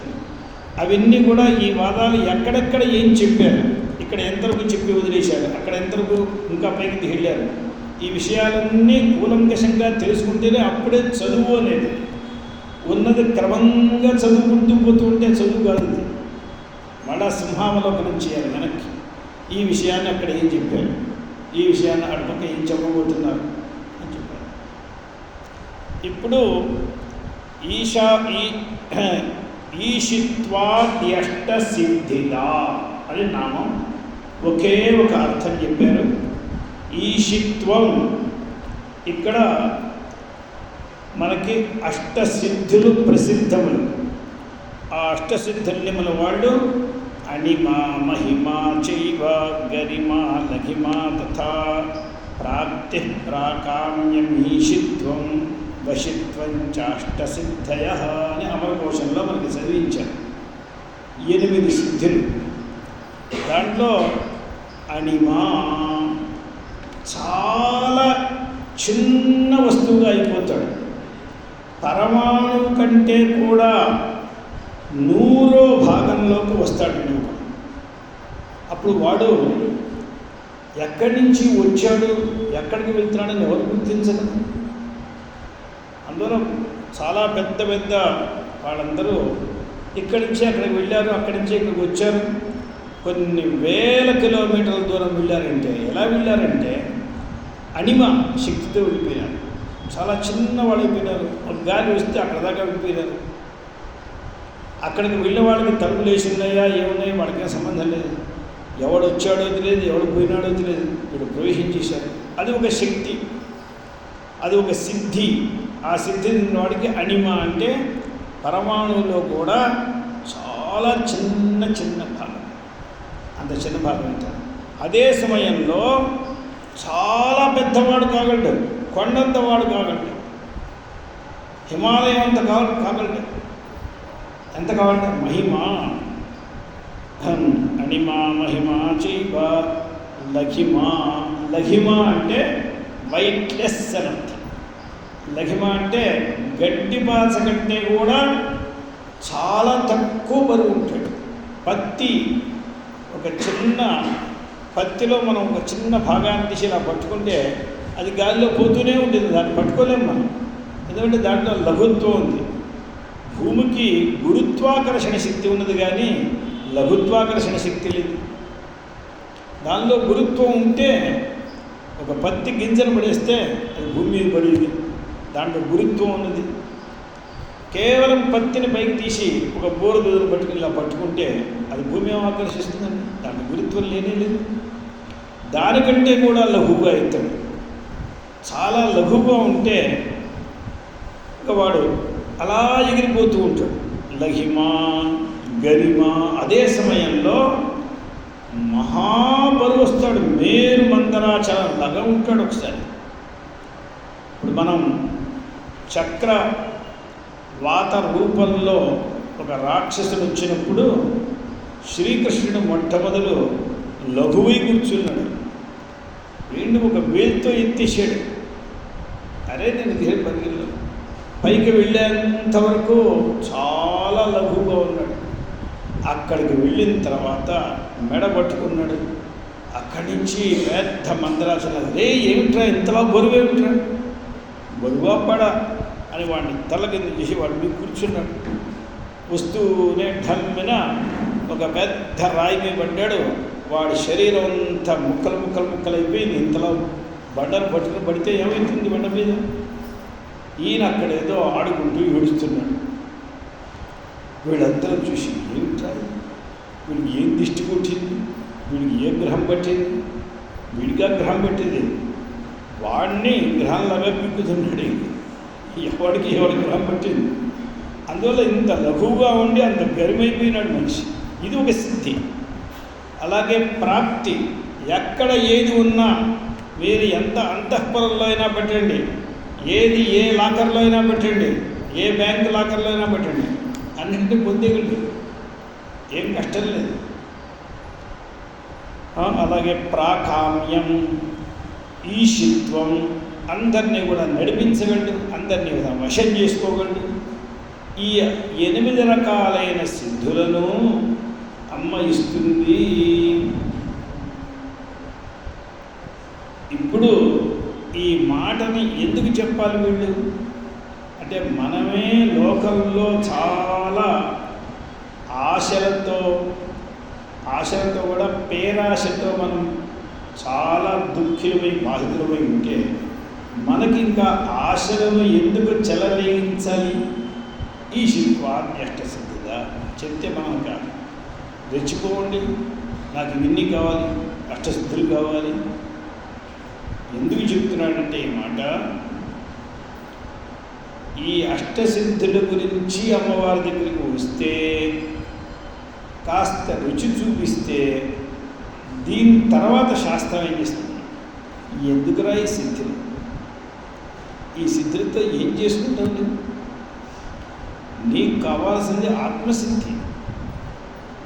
ఈ సిద్ధులన్నీ పొందితే సంసారం నుండి బయటపడిపోతావా? ఎంతమంది సిద్ధులు, ఎంతమంది యోగులు భ్రష్టులైపోలేదు, యోగ భ్రష్టులు. అందువల్ల అది తర్వాత చెబుతుంది. మొట్టమొదలు అక్కడికి వెళ్ళడానికి చెప్పాలి. శంకరాచార్యులు మొట్టమొదలు నాయన అందరూ చదువుకోండి చదువుకోండి చదువుకోండి అని చెప్పి అంతా చదువుకున్న తర్వాత నహి నహి రక్షతి డగ్రీకరణే భజ గోవిందం భజ గోవిందం భజ గోవిందం భజ మూఢమద. ఏమయ్యా ఇది 3వ సంవత్సరంలో నేను చెప్పుకున్నట్లయితే ఈ పలకలెందుకు, బలపాలెందుకు, ఇవేమీ లేకుండా అప్పటి నుంచే మేము భజన చేస్తుండేవాడు అన్నదంటే అప్పుడు చెప్పకూడదు. అన్నీ చదువుకున్న తర్వాత అప్పుడు చెప్పాలి, నాయన ఇవేమి అక్కడికి వచ్చేవి కాదు అంటే అప్పుడు కానీ వాడికి అర్థం తెలియదు. లేకపోతే వాడు పశువు అయిపోతాడు చిన్నప్పుడు చెప్తే. అందులో ఎప్పుడు ఏం చెప్పాలి అని వాడికి చెప్పాలి. ఎప్పుడు ఏది చెప్పాలి. మన ఇళ్లల్లో ఇంట్లో ఉన్న పిల్లవాడిని పెళ్లి చేసుకునేంతవరకు పెద్దలందరూ పిక్కు తింటారు. పెళ్లి చేసుకోకపోతే ఎట్లా, వంశవృద్ధి ఎట్లా అవుతుంది, కులదీపుడు ఎలా పుడతాడు, నేను చూసే కదా ఇంత చేసింది అంటూ ఇక వీళ్ళు క్షణానికి వాడిని పిక్కు తింటారు. లేకపోతే రేపటి నుంచి మాకు తద్దినాలు ఉండవు, మాకు గద్దులు ఉండవు, మాకు తిలోదకాలు ఉండవు చెప్తూనే ఉంటారు. సరే వాడు పెళ్లి చేసుకున్న తర్వాత ఇక దాని వెంటే తిరుగుతూ ఉంటాడు. పని పాటలేదు, దాని వెంట తిరుగుతాడు. మన చూడు, నేను మిమ్మల్ని చూసుకుంటూ మాట్లాడిన కూర్చుంటే నాకు పెళ్లి చేయించింది వరసలు అంటే ఏమిటి? వీళ్ళ అభిప్రాయం పెళ్ళి చూసుకోవాలి, ఎంతవరకు ఉండాలో అంతవరకే దాంతో ఉండాలి, మళ్ళీ నీ పనులు నువ్వు చూసుకుంటూ ఉండాలి, నీ పురుషార్థం నువ్వు చూసుకోవాలి. పెళ్లి చేసుకునేదాకా పెద్దవాళ్ళు వచ్చిన ప్రతి వాళ్ళు మీ పిల్లవాడికి ఎందుకు చేయాలి? నా మాట వినట్లేదండి వీళ్ళు. వాడిని ప్రాణం తీసేసారు చేసేదాకా. చేసుకున్న దగ్గర నుంచి వాడు మమ్మల్ని ఎక్కడ చూస్తాడండి? ఆమెను చూడడానికి సమయం లేదు వాడికి, 24 గంటలు సరిపోవట్లేదు. ఆ మహారాణిని చూడాలి, అలా ఇట్లా మాట్లాడతాడు. ఇలాగే మనకి శాస్త్రం కూడా ఇంతే. ఈశిత్వాద్యష్ట సిద్ధ అని చెప్తుంది. మనం దాన్ని వెంట పడితే ఎందుకురా వెంట పడతామంటే, అసలు నువ్వు చెప్పకపోతే నేను వెంట ఎందుకు పడతాను? ఇవన్నీ చెప్పింది ఎవరు? ఇవే చెప్పేది. అందువల్ల ఈయన అమరకోశం కంటే ఒక భిన్నమైన శ్లోకాన్ని, తంత్రంలో ఉండే శ్లోకాన్ని రాశారు. అణిమా మహిమా లఘ్వీ గరిమా ప్రాప్తిరీశత ప్రాకామ్యంచ వశిత్వంచ యత్ర కామాః పరాగతాః. ఈ 8 సిద్ధులు పొందిన తర్వాత ఇక కోరికలు అనే మాట ఉడికే పోతాయి. ఎందుకంటే వీడి కోరిక ఎప్పుడు ఉంటుందంటే మనకి సాధ్యం కాకపోతే కోరిక ఉంటుంది. ఇంట్లో అన్నీ ఉన్న వస్తువు ఉంటే దాని మీద పెద్ద కోరిక ఏమిటండి? ఇంట్లో మంచి వంట చేసి పెట్టేవాళ్ళు ఉన్నారు, కావాల్సినంత వస్తువులు ఉన్నాయి, తింటే అరిగే శక్తి ఉన్నది. వాడికి నాకేదో ఈ కోరిక ఆ కోరికలు లేకుండానే వాడు రోజు వడ్డిస్తూ ఉంటారు పిండి వంటలన్నీ. వీడు వద్దు అంటే పుచ్చుకుంటూ ఉంటాడు. అలాగే అణిమాద్యష్టైశ్వర్యములు కలిగిన వాడికి కోరికలు ఏమీ ఉండవు. వాడికి దరిద్రుడికి కోరికలు ఎక్కువ ఉంటాయి. ఎందుకంటే వాడికి దొరకదు కాబట్టి. నాకు ఇంత నా ఆశ, ఆ ఆశతో వాడు 4 రోజులు పడి ఏడుస్తూ ఉంటాడు, సంవత్సరం పడి ఏడుస్తాడు. అందువల్ల ఉత్పద్యంతే విలీయంతే దరిద్రాణం మనోరథా. దరిద్రులకు కోరికలు క్షణంలో పుడుతూ ఉంటాయి, క్షణంలో పోతూ ఉంటాయి. నీటి బుడగల్లాగా పుడుతూ ఉంటాయి, పోతూ ఉంటాయి, పుడుతూ ఉంటాయి. ఇదంతా మనకు వచ్చేదా పెట్టేదా వాడే వదిలేసుకుంటాడు. దరిద్రులైన వారికి కష్టం. ఎవడైతే అష్టసిద్ధులకి అధిపతి అయినాడో వాడికి ఇంకా కోరిక ఏముంది? కోరిక రావడానికి ముందే అది వాడికి ప్రాప్తమైపోతుంది. కోరిక రావడానికి ముందుగానే అది ప్రాప్తం. అందువల్ల యత్ర కామాః పరాగతాః ఇతి వచనాత్ తాః సిద్ధీః అష్టౌ దదాతి. ఆ సిద్ధులని అమ్మవారు ఇస్తుంది కాబట్టి ఈశిత్వాద్యష్ట సిద్ధిదా. ఇప్పుడు 8 శబ్దాలకి ఈయన అర్థాలు రాస్తున్నారు. ఇప్పుడు 8 సిద్ధులు ఉన్నాయి కదా, ఆ సిద్ధులకి అణిమా అంటే ఏమంటే క్షణమాత్రేణ అతి సూక్ష్మ భావ. ఇంత పెద్దవాడు చిన్నవాడుగా కావడానికి ఒక నెల రోజులు నేను డేట్ చేయాలండి, డేట్ చేయడానికి ఏం కాదు, సంకల్ప మాత్రంతో వాడు ఒక చిన్న నలుసు అయిపోతాడు. అందువల్ల క్షణమాత్రేణ అతి సూక్ష్మ భావానికి అణిమా అని అంటారు. మహిమ అంటే మహతో భావ, చాలా పెద్దవాడైపోతాడు, చాలా పెద్దవాడైపోతాడు. లఘ్వి అంటే లాఘవం, బరువే లేకుండా ఉండటం. గరిమ అంటే చాలా బరువు కలిగి ఉండడం, గురోర్భావ. అంటే బాగా పెద్దదైనటువంటి పర్వతంలాగా జడతర పర్వతాదివత్ భారవశేన అప్రకంపితత్వం. దాని మీద 1000 ఏనుగులు పడి గంతులు వేస్తున్నా ఏమీ చెలించదు. ఒక పెద్ద పర్వతం మీద కొన్ని లక్షల ఏనుగులు ఇష్టం వచ్చినట్టు గంతులు వేస్తున్నాయి. ఆ పర్వతం నాకు నొప్పిగా ఉంటుంది. అలాగే వీడు క్షణమాత్రంలో అంత గురుత్వాన్ని పొందుతాడు, గరిమని పొందుతాడు. వాడి మీద ఎంతమంది ఎన్ని దేశాలు ఎక్కి ఎన్ని పర్వతాలు ఎక్కి ఎంతగా నొక్కినా అసలు వాడికి ఏమీ చీమ కూర్చున్నట్టు ఉండదు. అందువల్ల భారవశేన అప్రకంపితత్వం. ప్రాప్తి అంటే ఏమన్నారు? ప్రాప్తి అంటే మనం దీన్ని పట్టుకుంటే దాన్ని పట్టుకోలేము, దాన్ని పట్టుకుంటే దీన్ని పట్టుకోలేము. ప్రాప్తి అంటే ఒకే సమయంలో అన్నిటినీ పొందగలగాలి. అంటే వాడు విరాట్ పురుషుడు కావాలి, వాడే సర్వాత్మకుడు కావాలి. ఒకే సమయంలో వాడే హనుమంతుడు, వాడే రామచంద్రుడు, వాడే కృష్ణుడు, వాడే వరాహమూర్తి. విరాట్ పురుషుల్లో ఎవరు లేరండి. మొత్తం ప్రపంచమంతా వాడియే కూర్చుంటాడు. అంతా వాడిలోనే ఉంటే ఇంకా ఏం ప్రాప్తి కావాలి? మొత్తం వాడిని.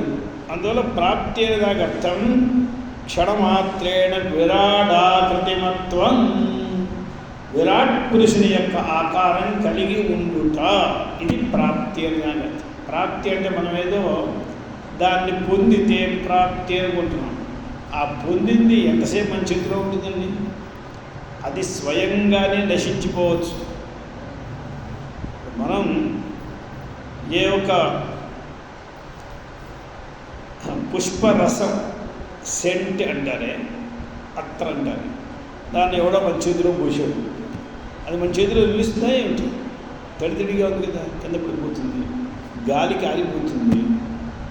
ఎంతసేపు వస్తుంది? ఎక్కువ వాసన వస్తే మనకి పిచ్చెత్తుతుంది. ఎక్కువ వాసన చూడలేరు. ఎక్కువ వాసన చూస్తే వాడికి బుద్ధి పనిచేయదు. ఎక్కువ వాసనే కాదు, ఎక్కువ రసం కూడా తినలేడు. శబ్దస్పర్శ రూప రసాదులు ఒక మితంగానే గ్రహించగలడు వ్యక్తి. మనకి హిమాలయాల్లో ఈ తపోవనం ఉంది, జోషిమఠం నుంచి పైకి వెళ్తే అక్కడ ఫూల్ ఘాట్ అని ఒకటి ఉంది. చాలా మంచి సుగంధ పూలు ఉన్నాయి. అక్కడికి వెళ్ళడానికి ప్రతి వాళ్ళని అనుమతించరు. చాలామంది దాన్ని చూడడానికి ఈ యాత్రికులు చాలామంది వెళ్తారు. యాత్రికులు అంటే భగవద్దేశం గల వాళ్ళు కాదు, డబ్బులు మదించి ఉన్న వాళ్ళు వెళ్తారు. వెళ్తే వాళ్ళకి డాక్టర్ టెస్ట్ చేస్తారు, వీడిని ఎంత దూరంలో ఉంచవచ్చు. వీడు ఎన్ని వేలు పెట్టినా అంత దూరం నుంచే బయటకు వెళ్ళదు. ఎందుకంటే వెళ్తే వాడు పడిపోతాడు. ఆ గంధం ఎక్కువైతే వీడు తట్టుకోలేడు. మన వాళ్ళు అంటారు మాట, అయ్యో ముక్కులు పగిలిపోతున్నాయంట. అంటే వాడు ఆ గంధాన్ని తట్టుకోలేకపోతున్నాడు. ఆ తట్టుకోలేనప్పుడు అంటారు మన వాళ్ళు, ముక్కులు పగిలిపోతున్నాయని.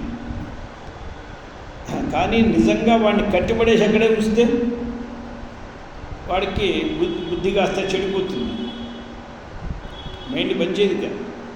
అంటే దాన్ని గ్రహించే శక్తి బుద్ధిలో కదా ఉన్నది, అది ఎక్కువని గ్రహించలేదు. అలాగే రసాన్ని కూడా ఎక్కువ గ్రహించలేదు, అలాగే రూపాన్ని ఎక్కువ గ్రహించలేదు. శబ్దాన్ని ఎక్కువ గ్రహించలేదు. మనకున్న దారిద్ర్యం చాలా పర్యాప్తం. మనమేదో దీంట్లోనే ఆశపడి మనం ఇంత తినాలి, అంత తినాలి, అంత చూడాలి, ఇంత అనుభవించాలి అనుకోవడం తప్ప వీడికి అనుభవించే శక్తి వీడికి లేదు. నిజంగా ప్రాప్తి అనే సిద్ధి గలవాడికి వాడే రూపమయమే కూర్చుంటాడు, రసమయమే కూర్చుంటాడు, గంధమయమే కూర్చుంటాడు. సర్వాత్మకుడే విరాట్ పురుషుడిలో ఏది లేదు. వైరాజ పురుష, వాడు విరాట్ అయిపోతే సమస్తము వాడే అయిపోతే అదిట ప్రాప్తి. ప్రాప్తి అనేదానికి మనలాగా ప్రాప్తి కాదు, మనది ప్రాప్తే కాదు అసలు. ఏదో ఒక చిన్న ముక్కను తీసుకుని ఇప్పుడు ఒకవేళ అదేమైనా శాశ్వతంగా ఉండేదైతే దాన్ని కూడా ఇంకోటి కొట్టుకుపోతాడు. అది మనం ఎన్నాళ్ళు రక్షిస్తాం? అందువల్ల ప్రాప్తి అనేదానికి క్షణమాత్రేణ విరాడాకృతి మత్వం. ఇక దీని తర్వాత ఇది ఎలాగో అనంటే దానికి ఉదాహరణ చెప్తున్నారు. అంటే విరాట్ పురుషుడు చెయ్యి ఎత్తాడంటే ఆ చంద్రుడిని అలా పట్టుకుని ఏమిట్రా అని అనగలి, ఆ సూర్యుడిని ఇలా పట్టుకుని ఏమిట్రా బాయ్ మీ అందరూ ఇంత దూరంగా ఎందుకు వెళ్తున్నారు అంటే ప్రాప్తి అంటే ఇది ప్రాప్తి అది ప్రాప్తి సమస్తం వాడికి, సమస్తం వాడి శరీరంలోనే ఉన్నాయి. అందువల్ల ఇక్కడ రాశారు హస్తేన చంద్రమండలాది స్పర్శ. చేత్తో చంద్రమండలాన్ని స్పృశిస్తాడండి. ఎన్నో వేల కిలోమీటర్ల దూరంలో మనం ఉండి ఇవాళ కొంచెం చంద్రుడి కిరణాలు పడి చల్లబడితే పగలల్లా మాడిపోయిన ఈ చంద్రుడు వస్తే శీతకిరణ వస్తే ఎంతో హాయిగా ఉందని ఇన్ని వేల పనులు అనుకుంటున్నాం. మన చేత్తో ముట్టుకుంటే ఎలా ఉంటుందండి మనకి? అందువల్ల హస్తేన చంద్రమండలాది స్పర్శ. ఈశిత్వం అంటే ఇంద్రాదీనామపి ప్రేరకత. ఈశిత్వం అంటే వాళ్ళ మీద పెత్తనం కాదు. మనం ఏమనుకుంటామంటే ఈశ్వరత్వం అంటే పెత్తనం చేయడం ఉన్నాం. పెత్తనం చేస్తే ఎవడు మాట వినేవాడు? మనం ఉన్నప్పుడు జీ అంటాడు, మన వెళ్ళింద్రా తూతు అంటాడు. ఎవడు అందువల్ల వాడికి ప్రేరకుడుగా అంతర్యామిగా ఉంటే వాడు మంచి చేతిలో ఉంటాడు. మనందరం బయట వదిలేసి మనం ఏదో పెద్దగా అరిచేసి ఆ చెప్పు చేతుల్లో ఉంటుందండి. వీడు బయటకు వెళ్ళంగానే ఎందుకు తెలుస్తుంది చెప్పు చేతులు ఏమిటి? ఎవడి చెప్పు చేతుల్లో ఎవ్వడూ లేడు. అందువల్ల ఈశ్వరత్వం అనేది పెత్తనం చేయడం కాదు, ప్రేరకుడుగా ఉన్నాం. వాడి మనస్సులో ఉండి ఇది నేను చెయ్యాలి, ఇది నేను చేయకూడదు. అందువల్ల ఈశిత్వం అనే దానికి అర్థం ఏంటంటే ఇంద్రాదీనామ ప్రేరకత. ఇంద్రుడు కానీ, చంద్రుడు కానీ, బ్రహ్మ కానీ, విష్ణువు కానీ ఎవడైనా సరే అందరికీ కూడా ప్రేరకత్వంగా ఉండడం అనేది ఇది. అప్పుడు వాడు మనవశుడైపోతాడు.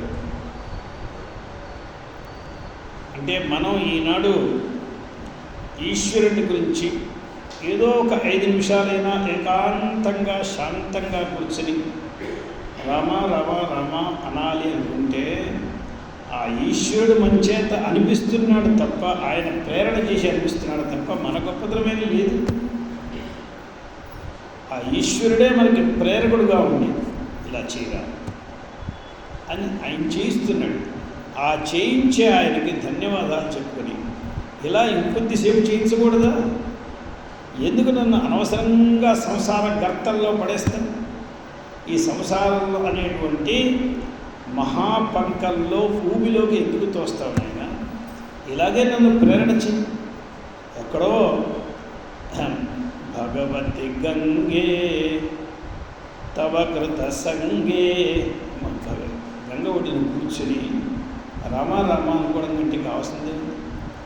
అటువంటి ప్రేరణ చేస్తే ఆయన నిజంగా మనం కూడా స్నానం చేసిన తర్వాత కాశ్యపు 5 నిమిషాలకు కూర్చొని జపం చేసుకుని వెళ్దాం శాంతంగా అని అనిపిస్తుంది. అది అలా అనిపించింది అంటే అది ఆయన ప్రేరణ. ఆయన ప్రేరణ లేకుండా ఏది జరగదు. దీన్నే మన వాళ్ళు అంటారు శివాజ్ఞ లేని చెమైనా పుట్టదు. ఆజ్ఞ అనే దానికి ప్రేరకత్వం అని అర్థం. ఆయన లోపల ఉండే ప్రేరకుడుగా ఉంటే చేస్తూ ఉంటుంది. శివ ప్రేరణ లేదనుకోండి, పెద్ద తాచుపావు కూడా మన మీద నుంచి పక్కుంటూ కూర్చుంది. మన నేను చేయదు. చిన్న చెవైనా కొట్టకుండా విడిచిపెట్టదు. ఏమిటంటే ఆయన ప్రేరణ. ఆ ప్రేరణ ఎందుకు వస్తుందంటే వాళ్ళ పుణ్యపాపం ప్రార్థనలో వస్తుంది. అందువల్ల ఈశిత్వం అనే దానికి ఇంద్రాదీనాం ప్రేరకత. ఇక ప్రాకామ్యం అంటే తాను కోరిన కోరిక నెరవేరి తీరాల్సిందే, దానికి అడ్డు పెట్టేవాడు ఎవ్వడు లేడు. ప్రతిహతి అంటే దానికి ప్రతిబంధకాలు ఏమీ లేవు అసలు. తాను ఏది కోరుకుంటే ఎప్పుడు కోరుకుంటే ఏ డిసెంబర్లోనో నాకు నూజివీడు రసాలు కావాలి అని కోరుకుంటే వాడి దగ్గర 10 లారీలు వచ్చి పడతాయి. ఏమిటండి ఎలా వచ్చి పడతాయండి? పడతాయి వాడికి అప్రతిహత కాదు, వాళ్ళకి తక్కువేం లేదు. మీరు చూడండి, శ్రీమద్ వాల్మీకి రామాయణంలో భరద్వాజుడి ఆశ్రమానికి రామచంద్రుడు వెళ్ళాడు. దాని తర్వాత భరతుడు కూడా వెళ్ళాడు, అదే ఆశ్రమానికి వెళ్ళాడు. భరతుడితో సహా కొన్ని కోట్ల మంది ఉన్నారు. మొత్తం రాజరికంగా వచ్చినటువంటి అధికార వర్గాలన్నీ ఉన్నాయి. అయోధ్యావాసులు, ఉత్తరప్రదేశస్తులు అందరూ ఉన్నారు. ఇంతమంది వెళ్తే భరద్వాజుడు ఏదో చిన్న ఆశ్రమంలో కూర్చున్నాడు. మహర్షి ఈయన దగ్గర చుట్టుపక్కల ఏమైనా కొట్లు ఉన్నాయి, ఆయనకి ఏమైనా సూపర్ మార్కెట్ ఏమైనా ఉందా, ఈయన దగ్గర మొబైల్ ఉందా, ఇది ఏం చేస్తాడండి? కానీ ఈయన దగ్గర ఏముందంటే ప్రాకామ్యం అనే సిద్ధి ఉన్నది. ఏమీ లేదు ఈయన దగ్గర, సిద్ధి ఉన్నది. ఇంతవరకు ఆ సిద్ధి ఆయనకేం వాడుకోవాల్సిన అవసరం లేదు. అంటే పడి ఉన్నాయి. మన ఇంట్లో పెద్ద పెద్ద గుండిగలు ఉంటాయి, దానికి ఎప్పుడు పని లేకపోతే అలా పడి ఉంటాయి. అలా అష్టసిద్ధులు ఈయన ఇంట్లో ఆ గుడిసెలో ఏదో మూల పడి ఉన్నాయి. ఇప్పుడు ఒక్కసారి ప్రాకామ్యాన్ని తలిచాడు. తలచిన వెంటనే ఏం జరిగిందని ఒక పెద్ద సముద్రంలాగా ఒకటి తయారైంది. అది ఏమిటి అంటే అది బియ్య పరమాణవ సముద్రం. ఇంకో సముద్రం తయారైంది, అదేమిటంటే కేవలం డ్రై ఫ్రూట్స్తో చేసినటువంటి ఒక పరమాన్నం. ఇంకొక సముద్రం తయారైంది, జిలేబీలు దాంట్లో తేలుతున్నాయి. ఇంకో సముద్రం తయారైంది, దాంట్లో గులాబ్ జామున్. ఇక అన్నాలు పెద్ద పర్వతాలుగా ఉన్నాయి. సమస్తం వచ్చింది. వీళ్ళు అయోధ్య నుంచి బయలుదేరిన దగ్గర నుంచి రామ రామ రామ రామ అంటూ ఎవ్వరికి ఆకలి దెబ్బిక అసలు అందరూ మర్చిపోయినారు. ఈయన ప్రాకామ్యం వలన వచ్చినటువంటి ఈ వస్తువులకు ఘుమఘుమలాడుతూ ఉంటే వీళ్ళందరికీ రామచంద్రుడు ఎక్కడో తెలియలేదు. ఏమిటండి వాసనలు వస్తున్నాయి? ఒక పక్క గోంగూర పచ్చడి వాసన, ఇంకో పక్క చింతకాయ పచ్చడి వాసన, ఇంకో పక్క ఏదో ఆవకాయ వాసన. ఏమిటి ఇన్ని వాసనలు ఎక్కడి నుంచి వస్తున్నాయి? అన్నాడు, అయ్యా మీరందరూ కాస్త స్నానం చేసి మీకు ఎవరికి ఏది కావాలో అది పుచ్చుకోండి. వీళ్ళందరూ చాలా ప్రయత్నం చేశారు. ఇవి ఏమన్నా కొండల్ని పూర్తి చేద్దామని. ఇవేం తరగట్లేదు, అనంతమైన కొండలుగా ఉన్నాయి. లడ్ల కొండ ఉన్నది. ఎవడు ఎన్ని తిన్నా కనీసం ఒక చిన్న బొక్క కూడా దానికి పడట్లేదు. సరే వీళ్ళు తిన్నారు. విశ్రాంతి తీసుకోవడానికి పూల పందిళ్లతో సహా విశ్రామ స్థానాలు వచ్చినాయి. ప్రాకామ్యం ఎంత ఒక మనిషి చేయగలది వీటిది. పూల పందిళ్లతో సహా హాయిగా పడుకుని వాడు అన్నారు, ఏమండి రాముడికి రాజ్యం కానివ్వండి, భరతుడికి రాజ్యం కానివ్వండి, దీంట్లో మనకేమిటి నష్టం? మనం భరద్వాజ ఆశ్రమంలో మనకి రాముడి రాజ్యం గురించి చింత లేదు, భరతుల రాజ్యం లేదు. వాళ్ళిద్దరు అన్నదమ్ములు, వాళ్ళిద్దరిలో ఎవరు తీసుకుంటే తేడా ఏమిటంటే మనకి అంటే వీళ్ళు వచ్చిన పని మర్చిపోయినారు అసలు. రాముణ్ణి ఏదో రాముణ్ణి ఒప్పించి ఈయన్ని అయోధ్యకి తీసుకెళ్ళాలని వచ్చినాడు. వీళ్ళ మొత్తంలో ఈ విషయం మర్చిపోనివాడు కేవలం ఒక భరతుడు, ఒక శత్రుఘ్నుడు. వాళ్ళిద్దరు కూర్చున్నారు. ఏమండి, మమ్మల్ని వెళ్ళమంటారా? మీరు కూడా మాతో వస్తారు. ఏమిటయ్యా నువ్వు చెప్పేదేం వినిపించట్లేదు, ఇప్పుడేం లడ్డు తినలేము. అరే లడ్డు తినమని నేను చెప్పట్లేదండి.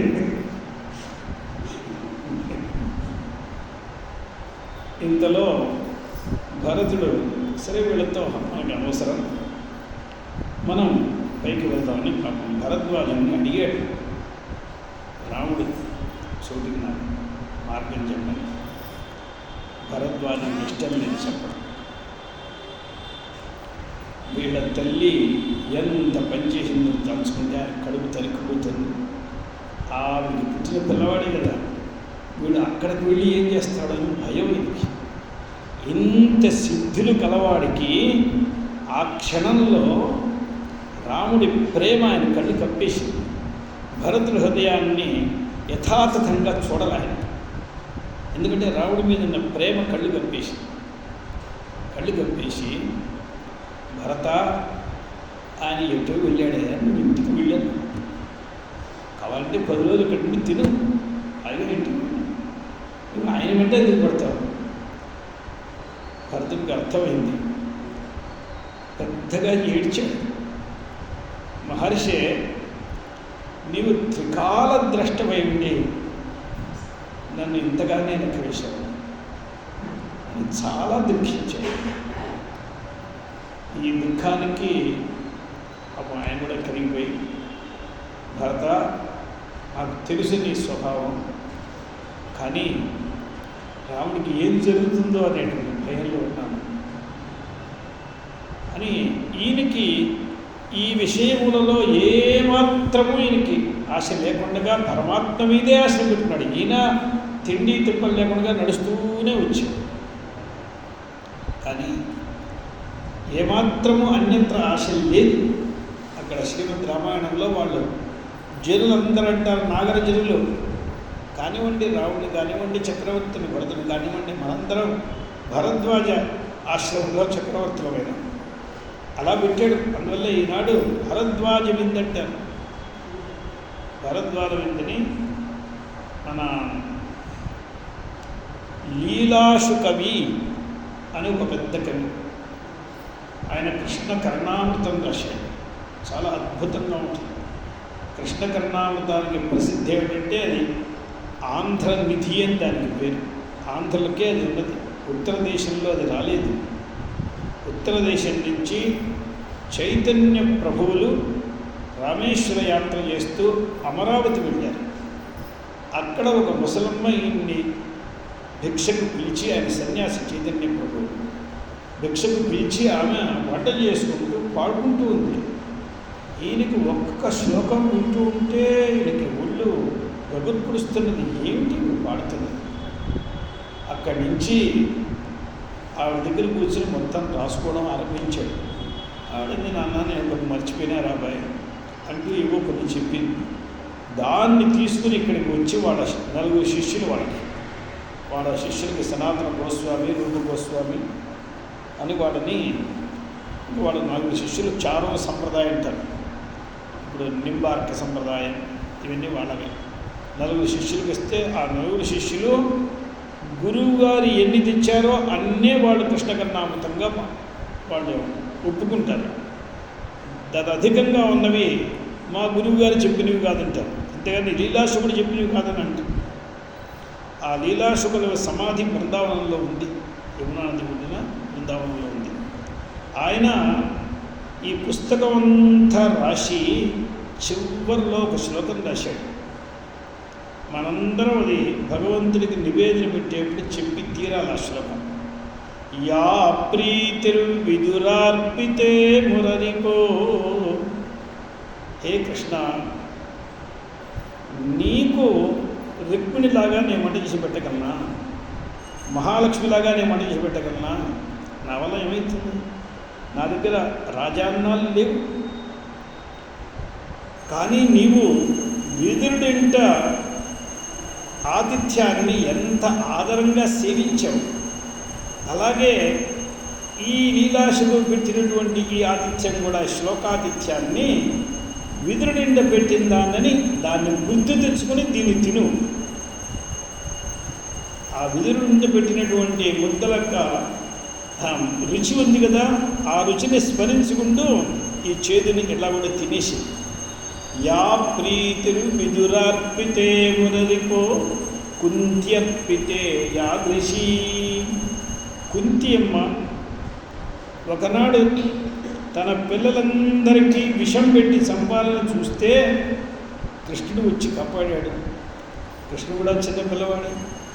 అందరికీ కలిపి 6 కూర్చోబెట్టింది కుంతి. పంచపాండవుల్ని కృష్ణుడిని కూర్చోబెట్టి కంచంలో వాళ్ళకి చక్కగా కందిపచ్చడి వేసి, పేరు నెయ్యి వేసి కలిపి చేతిలో ముద్దలు పెట్టి వాళ్ళందరికీ పెడితే కృష్ణుడు, అత్తమ్మ ఏం పెడుతున్నావే అని భీముడు కృష్ణుడు పోటీ వేసుకుని తినేశారు. ఆమె చేసినటువంటి మానడి కందిపచ్చడికి కాస్త కూడా మిగల్చకుండా తినేశారు. దాని మీద ఎంత తృప్తి ఆమె చేతి మీదుగా పెడితే. కుంత్యర్పితే యాదృశీ. అలాగే కుచేరుడు తెచ్చినటువంటి ఆ అటుకుల యందు ఎంతటి ప్రీతి చేశావయ్యా అని అలా ఒక్కొక్కరిని గురించి చెప్తూ, అత్రాపి తాంతాంకురు, నేనిచ్చే దాని మీద కూడా ఆ ప్రీతిని గుర్తు తెచ్చుకొని తినేస్తూ ఉండు, దాన్ని స్మరిస్తూ ఉండు, దీన్ని తింటూ ఉండు. అక్కడ వరుసగా ఎవరెవరిచ్చారు ఏమిటి అన్నీ రాశారు. కృష్ణ కర్ణామృతంలో చివరి శ్లోకం ఇది. అత్రాపి తాంతాంకురు. అదే ఆ రుచిని ఇక్కడ కూడా తీసుకోవాలి. అందువల్ల వాళ్ళకి అన్ని సిద్ధులు పడ్డప్పటికీ వాళ్ళకి ఏ సిద్ధి మీద లేదు. దానికి ప్రాకామ్యం అని పేరు. అంటే వాళ్ళు తలుచుకుంటే, ఇప్పుడు వీళ్ళందరూ వెళ్ళిపోయిన తర్వాత, ఇప్పుడు మనకి పెద్ద కష్టం ఏంటో తెలుసా, ఇవాళ మనం ఒక 100 మందికి భోజనం పెట్టచ్చు. కానీ దీని తర్వాత 4 రోజులు సర్దాల్సి వస్తుంది. 4 రోజులు సర్దితే కానీ దీన్నంతా సరిచేయలేని పని మనకు వస్తుంది. అలా కాకుండా భరద్వాజులకు ఉన్నటువంటి ప్రాకామ్యంలో ఉన్న లాభం ఏంటంటే, దానంతరం సర్దిపోయింది, ఎలా వచ్చిందో అలా పోయింది. ఈయన ఇస్తాడంత కర్లేదు, అది చేయక్కర్లేదు, ఏమీ చేయక్కర్లేదు. అందువల్ల అది ప్రాకామ్యం అనేటువంటి సిద్ధి. ప్రాకామ్యం అనే సిద్ధి ఉండడం వల్ల ఆయన అలా ఉన్నాడు. అతః కామ్యంతేది కామా విషయాః యత్ర యస్మిన్ ఐశ్వర్యే సతి పరాగతాః బహిర్భూతాః భవంతి. ప్రాకామ్యం అంటే సమస్త కామనలు కూడా ఎక్కడ సమాప్తమైనయో దానికి ప్రాకామ్యము అని పేరు. అందువల్ల పరాగత కాముడు వాడికి కామనే ఉండదు అని అర్థం. విషయాణ అనుభావాభావేపి తజ్జన్య సుఖవత్వం. అంటే ఇప్పుడు ఏం చేస్తారు, వారిని ఆప్తకాములు అంటారు. ఆప్తకాములు అంటే అర్థమేమిటి? పొందబడినటువంటి సమస్త కోరికలు కలవాడు ఆప్తకాముడు. అంటే వారికి విషయానుభవం అనేది ఉండదు. అనగా మనలాగా ఒక వీణా శబ్దాన్ని, వేడి శబ్దాన్ని, భేరీ శబ్దాన్ని, మృదంగ శబ్దాన్ని విని వారు సంతోషించరు. అలాగే ఒక రసాన్ని, ఒక ఆమ్రరసాన్ని, పనసరసాన్ని, ఇక్షురసాన్ని సేవించి సంతోషించరు. అలా సంతోషించినట్లయితే ఎంత రసాన్ని సేవించాడో తావన్మాత్ర ఆనందమే ఉంటుంది. తదధిక ఆనందం ఉండదు. దాన్ని అపరిమితంగా సేవించలేడు. కారణం, వీడి ఇంద్రియములకి వీడి శరీరానికి కొంతవరకు పరిమితి అనేది ఉంది, లిమిట్ అనేది ఉంది. దాన్ని మించి ఎవడైనా ఒకడు ఒకే సమయంలో ఏకప్రయత్నంగా ఒక చాలా పెద్ద పరిమాణంలో ఇక్షురసాన్ని సేవించకుండా 4 లారీలు ఇక్షురసాన్ని తాగవయాన్ని ఒంట్లో పెడితే ఏమిటి చంపుతావాలని ఉంటాడు. అదేమిటయ్యా నీకు కావాల్సింది ఇస్తూ ఉంటే అంటే వాడు ఎంతవరకు తీసుకోగలడో అంతవరకే. 1 గ్లాసు 2 గ్లాసులు మహా అయితే 4 గ్లాసులు. దాని తర్వాత ఏం చేయగలడు వాడి వల్ల కాదు. ఎంత ఆశిష్ఠుడైనా, ఎంత తినడానికి బాగా శక్తి గలవాడైనా అంతకంటే చేయలేడు వాడు. కానీ విషయానుభవం లేకుండగా ఎవరికైతే తజ్జన్య సుఖం వస్తుందో వాడికి ఎక్కడ పరిమితి అనే మాట లేదు. అంటే సమస్త విషయములు ఆ విషయములకు జనకమైనటువంటివి అన్నీ కూడా ఏ పరమాత్మ యందు అధ్యస్థమై ఉన్నాయో ఆ పరమాత్మను తాను అని ఎవడైతే గుర్తించాడో వాడికి ఆప్తకాముడు అని పేరు. అనగా వాడికి ఇక అనుభవించి వాడికి సంతోషం రావక్కర్లా. సోష్ణుతే సర్వాన్ కామాను అని సమస్త కామములు వాడు అశ్నుతే అంటే వాడికి సమస్తము వశీభూతమైపోయినాయి. ఎందువల్లంటే వాడు బుద్ధి గుహయందు ఉన్నటువంటి ఆత్మను తానుగా గుర్తించి ఉన్నాడు. గుహాయా నిహితం వేద యో వేద నిహితం గుహాయా. పరమమైనటువంటి ఆకాశమందు బుద్ధి గుహలో ఉండేటువంటి చిదాకాశ స్వరూపుడైన పరమాత్మను ఇది ప్రత్యక్ష స్వరూపమని ఎవడైతే అభిన్నంగా గుర్తించాడో వాడు ఆప్తకాముడు. ఆత్మకామ స ఆప్తకామ అని వ్యాఖ్య చెప్పాడు. ఎవరికైతే ఆత్మయందు నేను పరమాత్మ స్వరూపాన్ని యథార్థంగా గుర్తించాలి, ఇతరమైన దాన్ని సంబంధం పెట్టుకోకూడదు అని నిశ్చయించుకుని ప్రవర్తిస్తున్నాడో వాడికి సర్వకామములు కూడా సిద్ధిస్తాయి. ఆత్మకామ సహ ఆప్తకామ. అందువల్ల విషయాణం అనుభవాభావే వితర్జన్య సుఖవత్వం ఆప్తకామత్వం. ఇవండి అష్టసిద్ధులు అనే దానికి అణిమా మహిమాదులన్నీ కూడా 8 చెప్పి ఈ అమ్మవారు ఏం చేస్తుంది? ఈశిత్వాద్యష్టసిద్ధిదా. ఈశిత్వం, వశిత్వం, లఘుత్వం, మహత్వం ఇత్యాది ప్రాప్తి ప్రాకామ్య ఇత్యాదులన్నిటినీ అష్టసిద్ధుల్ని అమ్మవారు ఇస్తుంది. అంటే దీనికి అర్థము కేవలం వీడు తీసుకునేవాడు ఆ అష్టసిద్ధులు ఇవ్వబడేవి ఆమె దాత్రి అనేటువంటి భేదం ఉంటే వీడికి మళ్ళా ఒక ఆశయం వస్తుందంటే అష్టసిద్ధులు ఈమె ఇస్తున్నది కానీ నాకు మరొకళ్ళకి అష్టసిద్ధుల్ని ప్రసాదించేటువంటి శక్తి లేకపోయిందే అని వీడు దుఃఖిస్తాడు.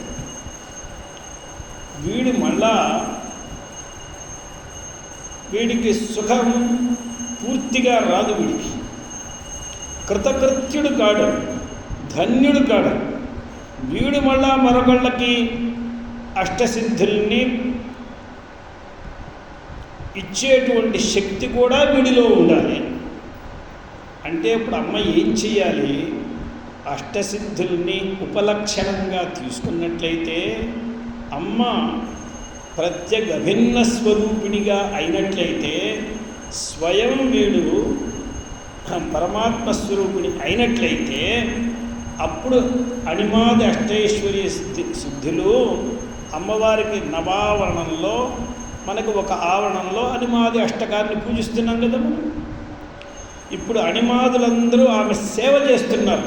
అమ్మ నన్ను అంగీకరించు, నా సేవను అంగీకరించు, నీ కృపతో మేము ఎప్పుడు ఈ సేవలో ఉండాలని అంటున్నారు. అంటే వీడి దగ్గరికి అడిమాదులు వచ్చి ఇలా సేవ చేస్తూ ఉంటే ఇంకా వీడికి దుఃఖం అనేది లేదు.